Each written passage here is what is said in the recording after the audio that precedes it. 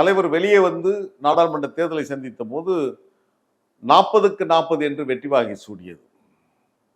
அடுத்த 2 ஆண்டுகளில் சட்டமன்ற தேர்தல். இங்கேயும் முரண்பட்டது மறுமலர்ச்சி திமுக, அதிமுகவுடன் கூட்டணி.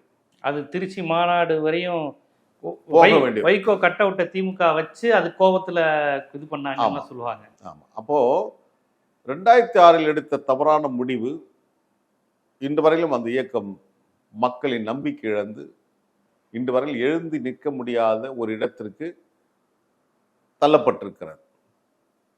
இப்ப இனிமேல் இந்த இயக்கத்திற்கான எதிர்காலம் என்னன்னா, ஒரு 4 தொகுதி 5 தொகுதி என்ற நிலைமைக்கு தான் மறுமலர்ச்சி திமுக நிலைப்பாடுகள் இருக்கிறது.